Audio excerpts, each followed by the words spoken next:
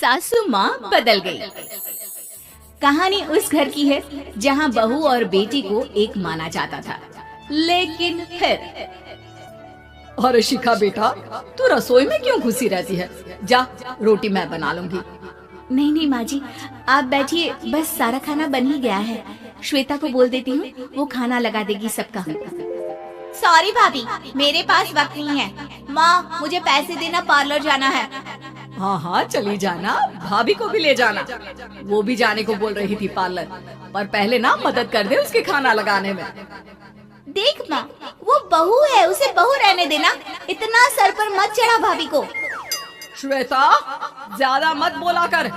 बहू और बेटी में कोई फर्क नहीं होता है। जा जाकर काम कर। ननद को माँ का भाभी से इस तरह प्यार करना बिल्कुल अच्छा नहीं लगता। वो बार बार किसी न किसी तरह माँ को भाभी के खिलाफ भड़काती रहती, लेकिन कोई फायदा ना होता। एक रोज, अरे बेटे किशन, जा बहू को कहीं घुमा कर ला। सारा दिन घर में काम करती रहती है। हाँ हाँ माँ, हम लोग जा रहे हैं ना गोवा। अच्छा जी, भाभी ने तो हमें बताया भी नहीं। वैसे तो सारी पंचायत करती है, ये गोवा वाली बात क्यों छुपा गई हमसे? अरे क्योंकि उसे खुद नहीं पता था बहन। मुझे टिकट सस्ती मिल रही थी तो मैंने बुक कर दिया। हाँ शिखा, पैकिंग कर ले, संडे हम जा रहे हैं गोवा। दोपहर में शिखा पैकिंग कर रही थी कि सास आ जाती है। ये क्या बहू, साड़ियाँ? अरे गोवा जा रही है घूमने या फिर शादी में मायके हैं? माँ जी, ऐसा कुछ है ही नहीं, समझ में नहीं आ रहा क्या रखूं कपड़े में। अरे तेरी और श्वेता की साइज तो एक ही है, उसके कुछ मॉडर्न कपड़े ले ले, आकर लौटा देना। हाँ माँ जी, ये ठीक रहेगा। शिखा श्वेता के पास जाती है और उससे कपड़े मांगती है। ना जी ना, मैं अपने कपड़े ना दूं, वैसे भी फैल जाएंगे मेरे कपड़े, बहुत महंगे वाले हैं। शिखा मुंह लटकाकर कमरे में आ जाती है तो सास कहती है, चल तैयार हो जा, तुझे मैं शॉपिंग करा कर लाती हूँ गोवा की। बस फिर क्या था, सास बहू निकल जाते हैं मार्केट और एक से बढ़कर एक ड्रेस खरीद कर घर आते हैं। पहले बता देती कि नए कपड़े दिलाने वाली है भाभी को, तो मैं अपने ही दे देती ना भाभी को, मुझे दिला देती नए कपड़े। देख श्वेता, परिवार का मतलब सबके साथ रहना होता है, ना कि सिर्फ अपना सोचना। वैसे भी तुझे अच्छे संस्कार सीखने चाहिए। और रही बात कपड़ों की, तो शिखा, आज से घर पर भी तू मॉडर्न कपड़े ही पहनेगी। कोई जरूरत नहीं है ये साड़ी वाड़ी लपेटने की। हाँ क्या था, घर पर श्वेता और शिखा एक जैसे रहते। एक बार पड़ोसन आती है। अरे बेटा, अपनी माँ को तो बुलाना, जरा बात करनी है। शिखा सास को बताती है और रसोई में चली जाती है। ये आपकी बेटी बहुत बड़ी हो गई है, इसके लिए एक रिश्ता है, कहो तो बता दूं। ये बेटी नहीं बहू है, घर में सब एक जैसा ही रहता है।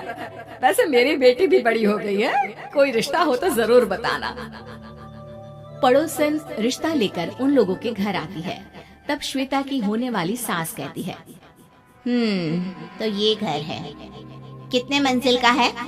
और ये बहू ने आपकी क्या पहन रखा है, जीन्स टॉप? अरे भाई, साड़ी वाड़ी नहीं है क्या इसके पास? देखिए, सर्दी है तो साड़ी में बहू कैसे मैनेज करती, वैसे पहनती है साड़ी भी।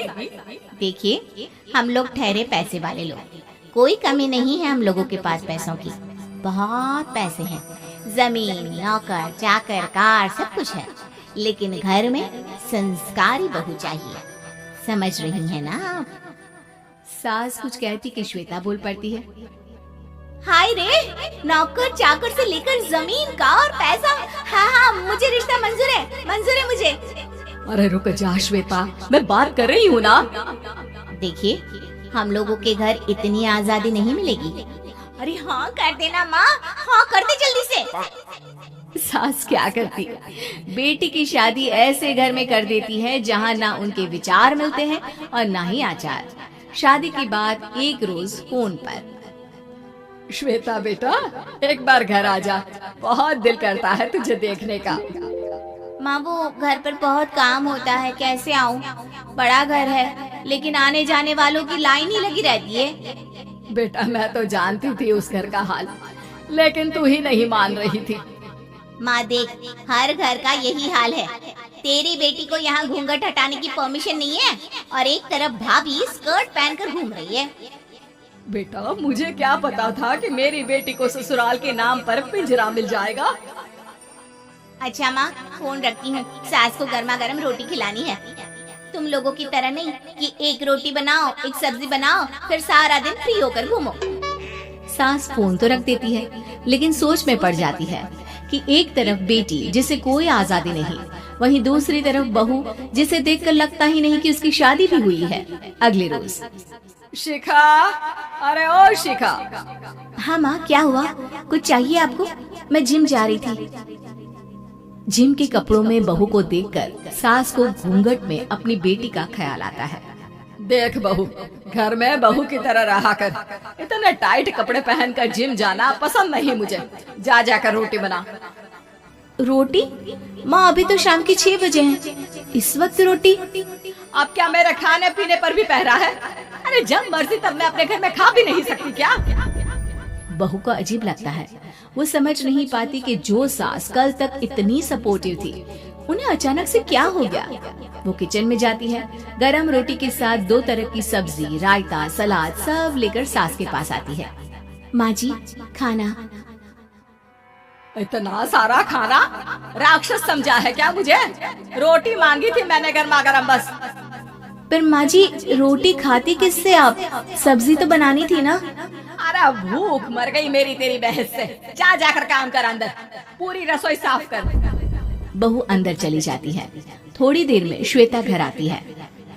अरे शिखा, जल्दी से चाय ला, पकवान बना, मेरी बेटी आई है। अरे नहीं नहीं माँ, ड्राइवर बाहर खड़ा है। मैं तो घर का कोई सामान खरीदने के बहाने यहाँ आ गई हूँ, मुझे जाना होगा। अरे बेटा, पर कितने दिनों बाद देख रही हूँ तुझे, रहने आ जाना 2-4 दिन के लिए। आ जाऊंगी माँ, जब मेरी सास मरेगी तब। मैं तो रोज मन्नत मानती हूँ कि मेरी सास मर जाए तो अच्छा है। अच्छा चल, जा रही हूँ माँ। हे भगवान, कैसे कैसे दिन देखने पड़ रहे हैं मेरी बेटी को। सास अंदर जाती है, जहाँ श्वेता की जिम वाली सहेली का फोन आया होता है। क्या बात है, आज जिम नहीं आई? अरे पता नहीं यार, आज माँ को क्या हो गया अचानक। पर खैर कोई नहीं, लगता नहीं कि मैं अब जिम आ पाऊंगी। शिखा स्पीकर पर बात कर रही थी, जिसे सास सुन रही थी। यार ये सास ना होती ही ऐसी है। मैं तो कहती हूँ बुढ़िया जल्दी मरे और तू आराम से जिए। शिखा को सहेली की बात पर गुस्सा आ जाता है। माँ के मरने की कौन सा बच्चा दुआ मांगता है मोहिनी? आगे से ऐसी बात मेरे सामने मत करना। हमारे घर की शोभा ही माँ है। क्या हुआ जो थोड़ी शक्ति दिखा रही है? उसमें भी कोई ना कोई उनकी भलाई ही होगी। मैं तो कहती हूँ भगवान मेरे जैसी सास सबको दे, जो सिर्फ माँ की तरह है। सास वाली तो कोई बात ही नहीं है उनमें। सास ये बात सुन रही थी। उनकी आंख में आंसू आ जाते हैं कि क्यों वो बेटी की किस्मत में बहू को भी भागीदार बना रही थी। शिखा, अरे ओ शिखा, क्या हो गया? जिम नहीं जाना क्या?